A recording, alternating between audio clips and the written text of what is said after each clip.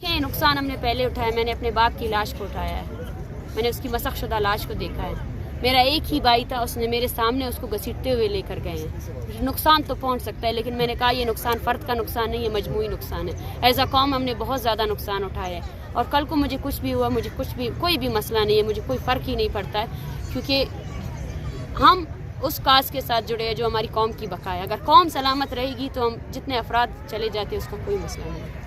आलम में माल नरिश्ड होने के बावजूद भी वो रोज़ा रख रहे हैं। जिस तकलीफ से वो गुजर रहे हैं उसके सामने ये सर्दी और ये तकालीफ कुछ भी नहीं है। अच्छा, ये बताइए, यूनाइटेड नेशन की तरफ आपने कहा कि हम जाएंगे उनके ऑफिस के सामने, तो क्या आपको वहाँ पे जाने दिया जाएगा या नहीं? देखिए, वो तो रियासत पर डिपेंड करता है, उसका एक प्रोसीजर है, शायद हम उसको फॉलो करें। लेकिन हम कह रहे हैं अगर प्रेस यहाँ पे हमें प्रेस से थ्रेट किया गया, या जिस तरह हमारे कमरे रोकी गई, जिस तरह हमें खाना नहीं दिया जा रहा है, और जिस तरह प्रोफाइलिंग हो रही है स्टूडेंट्स की, जिस तरह औरतों की प्रोफाइलिंग हो रही है, वो नहीं रोका गया, तो हम अपने आगे का कदम जो है ना यूएन ऑफिस के सामने मैम, मेरा सवाल है कि और अगर हमें लाठियाँ पड़ेंगी तो वहीं पे पड़नी चाहिए। मैम, जैसे कल काकड़ साहब ने बयान दिया है, जो सहाफ़ी लिख रहे थे आप लोगों के हक़ में, मतलब कॉलम लिखे हैं, उन्होंने कहा है कि या तो आप एक साइड ले लें ताकि हमें पता चल जाए। जो सहाफ़ी आप मतलब लिख भी रहे हैं तो उनके खिलाफ भी उनका एक बयान है, तो उस हवाले से अगर आप देखिए, हमने स्टार्ट से ही कहा कि पाकिस्तान में ओवरऑल मीडिया सेंसर है। पाकिस्तान में ओवरऑल मीडिया, बलूचिस्तान में आपको मैं बताऊं कि बलूचिस्तान में जो सहाफ़ी हैं उनको भी जिबरी गुमशुदा किया जाता है, उनकी भी लाशें फेंकी गई है। तो ये वो हकीकत है जो कोई नहीं कहता है, जिसका सामना ये वो जहर है या वो है जिससे हर शख्स इस मुल्क में जो है ना मुतासिर है। और मैं यही कहूँगी कि सहाफ़ियों का काम यही है कि वो गैर जानिबदाराना तौर पर जो है ना सच्चाई को पूरी दुनिया के सामने ला सके।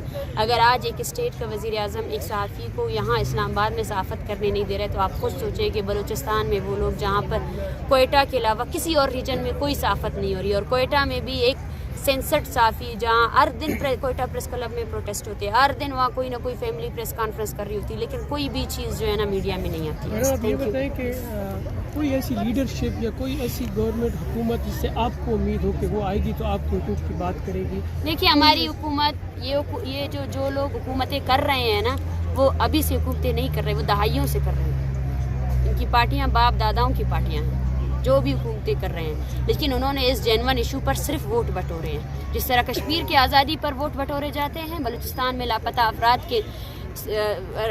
अफराद पर वोट बटोरे जाते हैं, लोगों को मैनिपुलेट किया जाता है। ये हमारी उम्मीद हमारी आवाम है, बलोच कौम है, पश्तून कौम है, सिंधी कौम है, और पंजाब की आम आवाम है।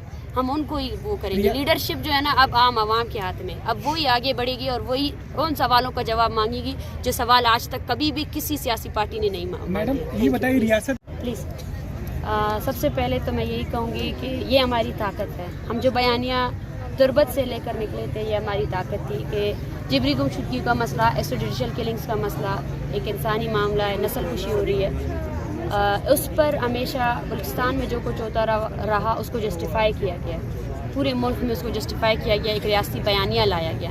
और आज हमारी तहरीक की कामयाबी ये है कि हमें वॉलंटियर इस्लामाबाद के अवाम कर रहे हैं, कराची से लोग आ रहे हैं, एबटाबाद से आ रहे हैं, गिलगित से आ रहे हैं, कश्मीर से आ रहे हैं, जो हमारे साथ सॉलिडेरिटी कर रहा है, जो इन माओं की तकलीफ़ को देखकर उन तकलीफ़ के साथ आए हुए। तो ये हमारी कामयाबी है, ये हमारी वो कामयाबी है कि अब रियासत जो फाशिज़म के साथ हमारे लोगों को मार रही थी, एटलीस्ट अब हम जानते हैं कातिल कौन है, और अब पूरा पाकिस्तान जानता है कि कातिल कौन है। और इस पूरी तहरीक में यहाँ पर नहीं बल्कि बलूचिस्तान में भी सोशल मीडिया ही हमारा वाहिद सहारा रहा है, जिससे क्योंकि इलेक्ट्रॉनिक मीडिया और प्रिंट मीडिया तो कुछ भी हमारे मुतालिक या जो फैक्ट्स हैं उनको भी बयान नहीं कर सकता है। तो सोशल मीडिया में जितने लोग इस तहरीक के हम आवाज़ बने, उन सब का भी मैं बहुत शुक्रिया करती हूँ। और फिर मैं कहूँगी कि यहाँ पे रुकना नहीं है, ये एक मुस्तकिल जद्दोजहद है, हमें सेंसिटाइज नहीं होना है। हमें मारने वाले लोग तो कभी नहीं रुकते हैं। हमसे सवाल किया जाता है कि आप इलेक्शन के टाइम पे क्यों आए हैं। मैं इससे सवाल पूछती हूँ कि आपके इलेक्टेड और आपकी निगरान हुकूमत दोनों का रवैया एक है।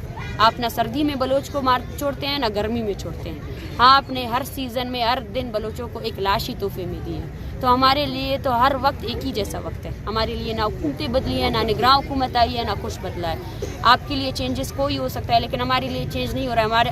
हमारे बलूचिस्तान में हालात बद से बदतरीन होते जा रहे हैं। पहले जो है ना आप लोगों को जिबरी गुमशुदा कर जेलों में पेश करते थे, अब फिर आपने लोगों को एक एक करके मारना स्टार्ट कर दिया। फिर दूसरा जो फेज़ आया उसके बाद अब आप लोगों को मार कर उनको कहते हैं कि वो दहशतगर्द है। अब आप औरतों को भी मारते हैं, अब आप बच्चों को भी मारते हैं। تو ہمارے لیے کوئی بھی سیزن ایسا سیزن نہیں ہے جس میں آپ بھی کوئی وقت تو بتائے جس وقت آپ رک سکے, جس وقت آپ کو رحم آ سکے. Thank you. میں اپنی والدہ سے بہت زیادہ متاثر ہوں, کیونکہ بہت چھوٹی عمر میں ایک تو ان کو جبری گمشدہ طور پر ایک شوہر ملا, اور پھر انہوں نے ہمیں بہت زیادہ سنبھالا. ایک اسٹرانگ مدر کی طرح وہ ہماری والد بھی بنی اور والدہ بھی بنی. وہ ایجوکیٹڈ نہیں تھی, لیکن مجھے اب بھی یاد ہے کہ وہ صبح میرے بھائی کا ہاتھ پکڑ کر اسکول لے کر جاتی تھی اور پھر آتی تھی. وی ور ایٹ زیرو, لیکن انہوں نے زیرو سے لے کر ہمیں مطلب بہت اوپر. وہ مجھے تیار کر کے پریس کلب کے لیے بھی تیار کرتی تھی, میرے کپڑے تیار کرتی تھی, کیا پہننا ہے کیا نہیں پہننا ہے. میری ہر چیز میں انہوں نے میری بہت زیادہ مدد کی ہے, مجھے کریج دیا ہے, مجھے حوصلہ دیا ہے. اور زندگی کے ایک مقام پہ انہیں ایسا شاید ظاہر سی بات ہے وہ والدہ ہیں, وہ میری ڈرتی بھی ہوں گی. اور میرے اندر جو کانفیڈنس ہے اور شاید وہ میں نے میری ماں سے لیا ہے, کیونکہ انہیں مجھ پر بہت زیادہ بھروسہ ہے. اور جتنی طاقت میرے اندر ہے وہ ان کی طاقت ہے, اور آج بھی میں جو بھی ہوں انہی کی وجہ سے ہوں. شاید میری ماں کا نام کوئی نہیں جانتا, لیکن میرے والد کے بعد وہ میرا حوصلہ ہے, اور انہوں نے میرے والد سے زیادہ بھی میرا خیال رکھا.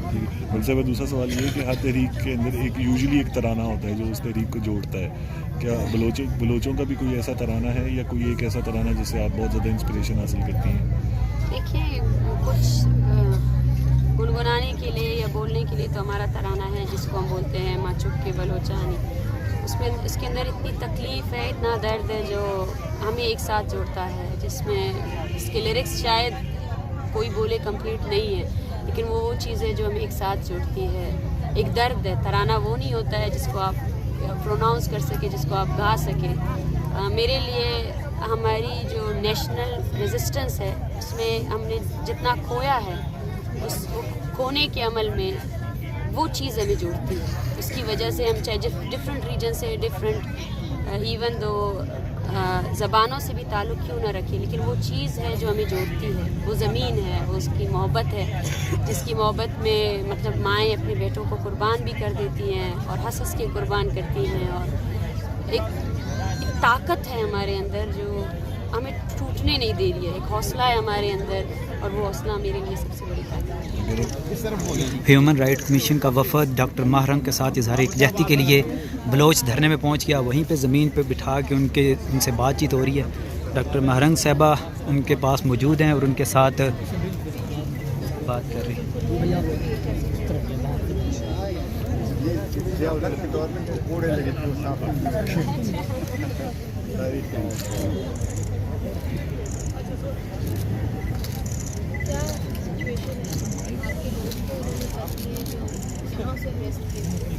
ابھی پریس کانفرنس کرنے کے دوران بھی ان کا یہی مطالبہ تھا کہ جو بلوچستان کے مسنگ پرسن ہیں ان کے لیے انہوں نے بھرپور آواز بھی اٹھائی ہے, اور یہی کہنا تھا کہ پاکستان بھر میں جہاں پہ جو بھی لاپتہ ہے اس کو گھر واپس بھیجا جائے.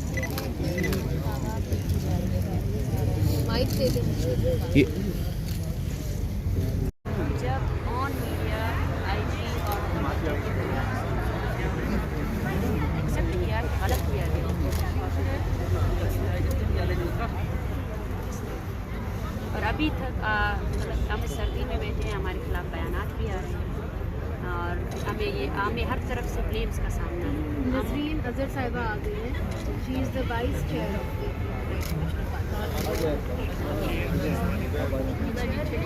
میں چیئر لائیں ڈاکٹر مسئلہ میڈیکل کیمپ نہیں, ابھی بلوچستان میں تازہ اٹھائے ہیں. کل 12 لوگ اٹھائے گئے ہیں کل ہمارے پاس. یہ کہاں سے اٹھائے ہیں, ان کی کوئی ڈیٹیلز ہمیں بالکل ہیں ہمارے پاس, دار سے اس کی بھی لسٹ ہے ہمارے پاس. ہم